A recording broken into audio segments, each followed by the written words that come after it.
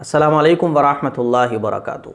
नूरानी क़ायदा कुरान मजीद सीखने के लिए नूरानी क़ायदे का पढ़ना बहुत ज़रूरी है। नूरानी क़ायदा अगर आपने अच्छे से नहीं पढ़ा है तो आप कुरान मजीद अच्छे से नहीं पढ़ सकते हैं, लेकिन अगर आपने नूरानी क़ायदा अच्छे से पढ़ लिया तो फिर आप कुरान मजीद बहुत अच्छा पढ़ सकते हैं। मैंने वोट लिए थे और आप लोगों से पूछा था कि इस चैनल पर कुरान मजीद सीखने का सिलसिला शुरू करना चाहिए या नहीं, तो 17,000 वोट मिले, जिसमें से 95% वोट ये मिले कि हाँ, इस चैनल पर कुरान मजीद सीखने का सिलसिला बिल्कुल स्टार्टिंग से शुरू करना चाहिए। और 3% वोट नहीं के मिले और 3% लोगों ने 50-50 पर क्लिक किया। तो 95% लोगों की ये डिमांड थी कि हाँ, इस चैनल पर कुरान मजीद को बिल्कुल स्टार्टिंग से सिखाने का सिलसिला शुरू करना चाहिए। इसी वजह से आज से बिल्कुल स्टार्टिंग से हम लोग कुरान मजीद सीखने का सिलसिला शुरू करने जा रहे हैं।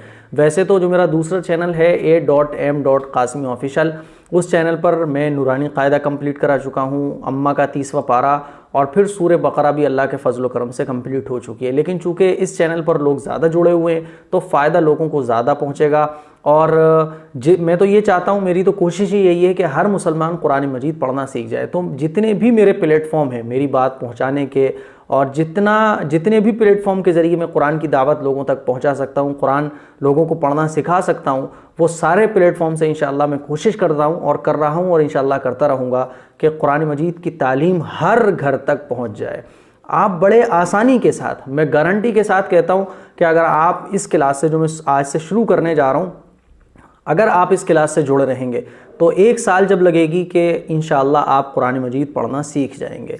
तो आज से बिल्कुल हमारी स्टार्टिंग है कुरान मजीद सीखने की, और कुरान मजीद सीखने के लिए नूरानी क़ायदे का पढ़ना ये बहुत ज़रूरी है। तो आज से हम नूरानी क़ायदे की स्टार्टिंग करने जा रहे हैं और नूरानी क़ायदे के पहले पेज में ही है अलिफ बा ता, जिसको हम कह सकते हैं कि अरबिक के अल्फ़ाबेट्स बोल सकते हैं हम, यानी अरबी के अल्फाज, कुरान मजीद के अल्फाज। तो सबसे पहले तो ये समझना ज़रूरी है कि अल्फाज कैसे निकलते हैं, कौन सा लफ्ज़ कैसे पढ़ा जाएगा, क्योंकि ये भी बहुत समझना बहुत ज़रूरी है। तो मैं बिल्कुल स्टार्टिंग से आज पढ़ाने जा रहा हूँ और बड़े आसान तरीके से मैं आप लोगों को पढ़ाने की कोशिश करूँगा। कोई ज़्यादा मैं टाइम भी नहीं लेता हूँ, ज़्यादा कोई मुश्किल तरीके से मैं पढ़ाता भी नहीं हूँ। मेरी अपनी कोशिश ये रहती है जितना आसान, जितना सहल हो सके उस तरह से आपको कुरान मजीद पढ़ाने का, कुरान मजीद की क्लास दी जाए। तो आज मैं आप लोगों को पढ़ाने जा रहा हूँ नूरानी क़ायदे का बिल्कुल पहला पेज। आइए नूरानी क़ायदे की तरफ चलते हैं। तो ये है नूरानी क़ायदा। आप ये किसी भी इस्लामिक बुक स्टोर से जाके ख़रीद सकते हैं। ये नूरानी क़ायदा है।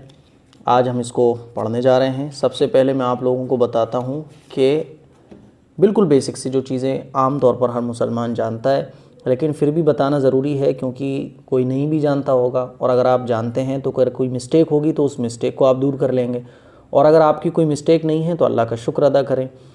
तो सबसे पहले हम दुआ पढ़ लेते हैं। जब भी कोई नई चीज़ हम शुरू करते हैं तो इस दुआ को हमें 3 मरतबा पढ़ना चाहिए।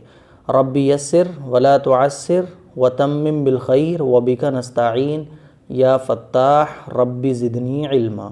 ठीक है, ये देखिए, ये कहलाते हैं अरबिक अल्फ़ाबेट्स। जैसे इंग्लिश में होते हैं अल्फ़ाबेट्स ABCD, हिंदी में होते हैं छोटा बड़ा, इसी तरह से अरबिक में ये होते हैं।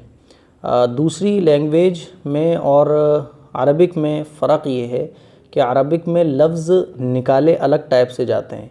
ज़बान के किनारे बदलने से लफ्ज़ों की अदायगी बदल जाती है ना।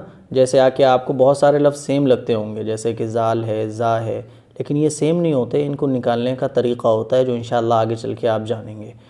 बिस्मिल्लाहिर्रहमानिर्रहीम पढ़ लें। अलिफ़, ये अलिफ़ पढ़ा जाएगा। ठीक है, आप देखिए बा के ऊपर अब जितने भी लफ्ज़ आएंगे उनको आप खींच कर पढ़ेंगे। आप अभी से खींच कर पढ़ने की आदत बना लें, यानी आप किसी भी लफ्ज़ को जब पढ़ें तो खींच कर पढ़ेंगे आप। ठीक है, ताकि अभी से आपकी सांस खींचने के एबल हो जाए, क्योंकि अभी से जब आप खींच कर कोई लफ्ज़ पढ़ेंगे तो आगे फिर जब कोई बड़ा लफ्ज़ आएगा या बड़ी आयत आएगी तो कोई दिक्कत नहीं होगी। इसीलिए हम इसको खींच कर पढ़ेंगे। अलिफ़, अब देखिए बा। ठीक है, अब आप इसको बे पढ़ना चाहें तो बे भी पढ़ सकते हैं, लेकिन बेहतर ये है इसको आप बा पढ़ें, एकदम थोड़ा सा और आसान तरह से पढ़ें। ये जब अपने बच्चों को पढ़ाएं तो बा ही पढ़ें। ये बिल्कुल आसान तरीक़ा है कुरान मजीद सीखने का। तो अलिफ़ बा ता, फिर ये सा। ठीक है, अब देखिए जीम। ऐसे ही आपको एक सांस में एक लफ्ज़ पढ़ना है और खींच कर पढ़ना है। बात समझ आ रही है? ऐसा नहीं जीम ऐसे पढ़ दें आप, ऐसे ही इसको पढ़ दें बा, ऐसा नहीं, खींच कर पढ़ना है। बा पूरी एक सांस में, और उस सांस को जितना लंबा आप कर सकते हो उतना लंबा करिए। जीम, ठीक है। हा, इस हा की आवाज़ जो है ये हलक से निकलती है, और ये एकदम से नहीं निकलेगी, बल्कि आप जितनी प्रैक्टिस करेंगे, प्रैक्टिस के साथ साथ ये खुद ब खुद निकलना शुरू हो जाएगा। हा, खा, ठीक है। अब देखिए दाल। इस टाइप से आप पूरी एक सांस में जितना खींच सकते हैं खींचिए, आदत डालिए अभी से, ठीक है। दाल। अब दाल में जो है ज़बान का किनारा, यानी ज़बान की जो नोक है आगे वाली, ये आगे के दांतों से लगेगी। दाल, इस टाइप से, ठीक है। ज़बान की आगे वाली नोक जो है वो आगे वाले दांतों से लगेगी। दाल। रा, ठीक है। फिर ये जा। इस जा में और जाल में यही डिफरेंस है। दाल में आवाज़ जो निकलती है वो ज़बान का आगे की जो नोक होती है वो आगे वाले दांतों से लगती है, और जा में नॉर्मल ज़बान जो लगती है वहीं लगेगी। ये डिफरेंस है बिटवीन जाल और जा। सीन, ठीक है। सीन। शीन, इसमें शीन की आवाज़ निकलती है और इसमें सीन की आवाज़ निकलती है। शीन, पूरी एक सांस में पढ़ना है। सौद, ठीक है। सौद। आगे देखिए वौद। अब इसको द्वात कुछ लोग पढ़ते हैं, कुछ लोग ज़ुआत पढ़ते हैं, तो ये ना तो ये ज़ुआत पढ़ा जाएगा ना ये दुआत पढ़ा जाएगा, बल्कि ज़बान की जो साइड वाला किनारा है ज़बान का, राइट साइड या लेफ़्ट साइड आप ले लें, उसको साइड के दांतों से लगाने हैं। वौद, वौद, मोटा करके, ठीक है। इसको बस आप इतना समझ लें, ज़्यादा अभी मत जाएं। जैसे जैसे आप पढ़ना सीख जाएंगे इंशाल्लाह मैं इसको आगे चल के ठीक करा दूंगा। फिर ये देखिए पौ, ये मोटा करके पढ़ा जाएगा। पौ, मोटा करके पढ़ा जाएगा, ठीक है। आगे देखिए वौ, वौ। इसमें जो है ज़बान का किनारा आगे वाले दांतों से ही लगेगा, लेकिन यहाँ तो लग रहा था दांतों से, यहाँ लगेगा दांतों की जड़ में, आगे के दांतों की जड़ में। वौ, इस टाइप से। अब देखिए आइन, इस टाइप से इसको पढ़ेंगे आप। इसको आइन प्रैक्टिस करिएगा। आगे देखिए गईन, ठीक है। आगे देखिए फा, काफ। अब इस काफ की आवाज़ जो है हलक से निकलेगी। काफ, ये काफ। लाम, इस टाइप से आपको ये खींच खींच कर पढ़ना है। मैं बार बार कह रहा हूँ, आपको लगेगा यार खींच के पढ़ने में क्या हो रहा है, लेकिन आप इसको खींच कर ही पढ़ें, इसका बड़ा फ़ायदा आप आगे देखेंगे। मीम, नून, पूरी एक सांस में जितना आप सांस को लंबा कर सकते हैं।